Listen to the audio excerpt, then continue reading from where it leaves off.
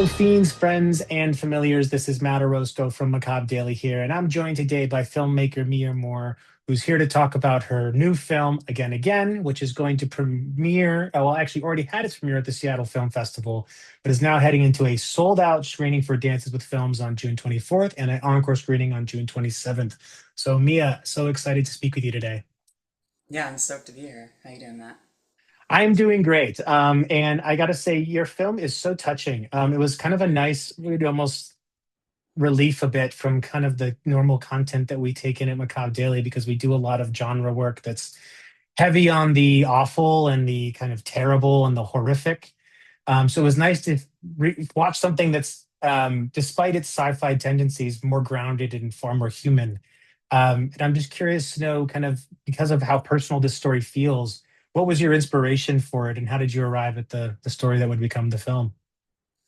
Yeah, I feel like should I give like a little log line for the movie, or do you think you're gonna do a little intro that tells people about what the movie Oh, is? please go ahead and introduce the films because you do it much better than I would, I'm sure. Yeah, I was a podcast host for 8 years, so I've done a little bit of So it myself. know. Yeah, so Again is my debut feature, and I wrote it, I co-directed it with my co-director Heather Balish. I starred in the film and produced it. Um, And the story focuses on my character, Agatha, who spent 10 years reliving the same day over and over and over again in a time loop, like sort of like a Groundhog's Day thing. And the movie starts the day after she breaks out of it. So now she's like a normal person again and has to sort of deal with all the consequences of all of the stupid shit that she says. And And yeah, I mean, the impetus of the movie comes from a few places. Like, one being that I really love that sort of subgenre of time travel sci-fi movies, like time loop movies. And a lot of them end with this moment of like this sheer bliss of somebody breaking out of this really horrible ordeal that they've been through. And, a lot of the time they end the movie and they've got the girl of their dreams or the guy of their dreams, and they saved the day and they got out of this thing and everything's back to normal, and it seems like that's a really happy ending. And when I saw that pretty much every single time, I was like, how do you what do you do that day after? right, When how are you some unaffected by this thing that's just occurred? yeah, and like maybe you have this initial moment of bliss, but like canonically in a lot of these movies the main character has killed themselves 500 or 600 times. So like how do you like pick up your life and not go back to the old hobby of just blowing your brains out every time that you get bored? Yeah. um, and I mean the other part of it, like the really real part of it, was that uh, basically after COVID lockdowns had ended and we were kind of opening back up to the world, and there was this really drastic shift just basically over the course of a week where everybody went from being like, oh, going to the park or going to a concert or going to Disneyland can get you seriously ill or kill you or, put other people in danger. And then one day it was just like, oh, you can do whatever you want. You can like go to the bar again. You can make out with whoever you want. You can do whatever you want. And I think that for me was a bit more of a gradual transition. I became kind of agoraphobic a little bit and afraid to go outside, and I kind of had to work through those feelings of like, how do you pick up the pieces and pretend like things are normal so you can go to the grocery store again, after an ordeal like that. And so I turned it Yeah. into a second. I mean, I think the way they, I don't know if I would have inferred that from the film outright. So I think it's wonderful that you shared it because I think that there is this element of like, we kind of, I mean, I speak to more to my own experience, I guess, as far as I have a mother who's insanely neurotic. Yeah. And she was so convinced that she would never go outside again, like that this was the end of her life as she knew it because of COVID, because she was at risk, because of her age. And I think it took so much. You're right. There was a moment where all of a sudden just didn't seem to matter. Right. And it was like, I think the hilarious part in reflection is keep thinking, how did you go from being so manic about this thing to all of a sudden being so indifferent, or at least showing less indifference? But I think what this film taps into and is that we present one way, but we actually feel very differently inside, that we're struggling with something that's kind of, we're trying to make sense of ourselves. We put this face forward. And I think Agatha's character is constantly trying to put that face on because she knows what to expect. But at the same time, inside, she's dealing with something that she's unwilling to let out. Um, And and I her think that ability what to, said is very true of the movie. It doesn't. I hope it doesn't feel like a COVID movie No. because I feel like a lot of movies people will call like COVID movies that are just people on webcams, and this is like a movie that exists in the real world for sure. And there's something that you mentioned, kind of your director's statement ahead of something I read ahead of this is that one of the things you're inspired by is to firmly plant trans and queer folks within film history that they weren't allowed to exist in before. And I don't, that's such a powerful sentence because I think it's a part of in reclaiming history is that like trans and queer people have been a part of history for forever. It's not like it just is a new sentiment, but it's more about their erasure and kind of replace and then being brought back into the stories that removed them from the first place. So I'm wondering, is kind of science fiction the one of those genres that you felt this has always been not as open or welcoming to queer and trans folks, and this is a chance to change that narrative a bit? Um, I mean, I think it's more so that I just am really drawn to like sci-fi and horror genre kind of stuff. Like I love a movie that's like got an elevator pitch, that you can tell somebody in 10 seconds, as opposed to movies.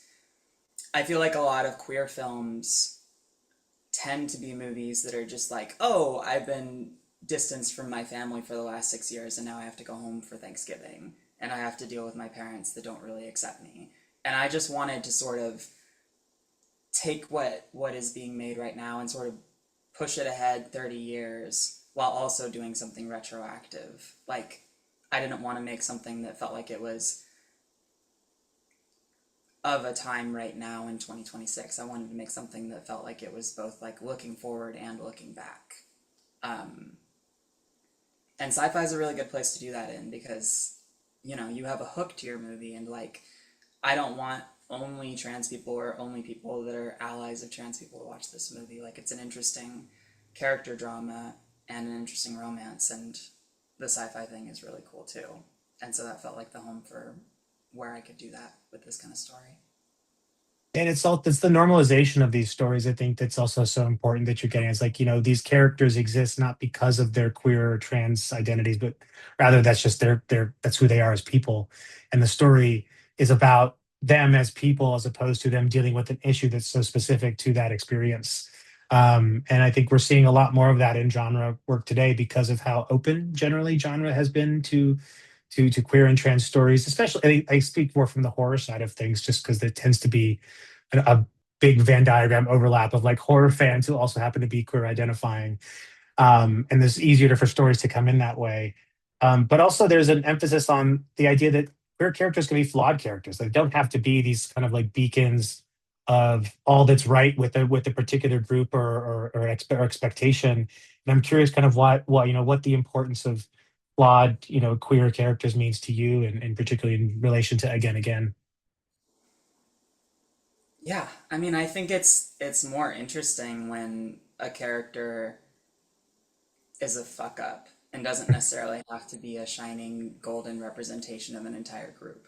You know, Agatha is not emblematic of every single trans person because she is kind of a mess. Like she cheats on her girlfriend and she steals a car and she gets loaded and drinks and does drugs and fucks a lot, and I think that's cool. And I think that while that's not emblematic of a community, I think that that is a type of person who is not often being served by queer media, and especially not queer media that's being made by studios that have to make a really polished, sanitized image. And so I kind of wanted to make a movie about somebody who's just broke, living in a motorhome, kicking rocks in the middle of a small town in Pacific Northwest, you know, and I not think we can all someone re- important or known to anybody really. and I think we can all resonate with that idea of feeling like we're stuck. Like feeling like every day is kind of waking up to the same chaos ad nauseum, especially in our current moments where it feels like every day like a new portal to hell is opening up, and we're just like, okay, well, I guess it's just warmer today. Um, and to that end, like as we're seeing a greater, I think, awareness of queer and trans people, there's also been a bunch of pushback, kind of at a cultural level. And I'm curious, from your perspective, are you finding that the environment now is more or less conducive to creation, and why or why not? Hmm. I mean, it's interesting. I think that people may be having an easier time selling themselves as like a trans or a queer or a marginalized creator if what they're trying to say with their art is like, oh, fuck Trump, and fuck the Right. Republicans, and trying to make some, wholesome, defiant, centrist protest art kind of. And I don't know. It's funny because like I don't make protest art. I just make films that are about a character that's in a situation, and I would love for my movie to be able to bridge some kind of gap because I mean, at its heart, this movie is about the town that I grew up in. Like, this movie is about a small conservative logging town, and it's about somebody who, again, just like wastes 10 years of her life just wandering around in this small town and getting to know the people. And I think the movie, in so many ways, is about, you know, class, and it's about a lot of other things that don't have anything to do with my transness or my queerness. And so I would hope that people who have those similar experiences can kind of engage with it and grab it, and not feel like they're being talked down to or made fun of or belittled in any way.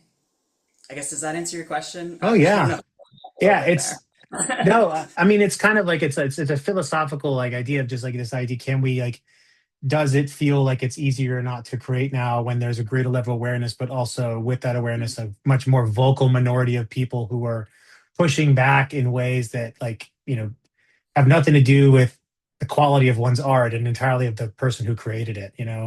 Um, And I wonder, I mean, I don't know if like the current administration has affected in any way, like people who are actually getting structural money. Like again was made with pocket change that everybody gave us. We crowdfunded the movie, and then a couple people gave us a couple $1,000s.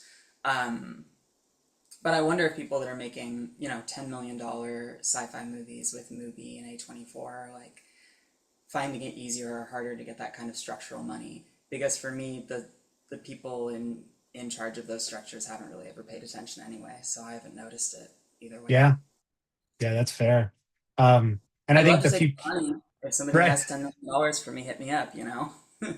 Yeah, I mean, well, if nothing else, I mean, I think you like, I don't think there was ever a question so much as this is just validation that what you've made with Again Again is not just kind of an extremely well made film at a technical level, but also it, as you've said, like the story itself doesn't necessarily feel like it's beholden to any one person, individual. And I think that openness invites people in, no matter where they come from. But it's also fiercely independent in the fact that it's kind of consistently focused on the characters and not so much, you could have gone into the theory about why this time loop is happening or the science fiction, the science behind the science fiction, but that's Yeah. almost feels like it detracts from the story you're trying to tell, which is about this person figuring out, well, what do I do now? Like, now that I know that the expectations changed, what do I do with myself going forward?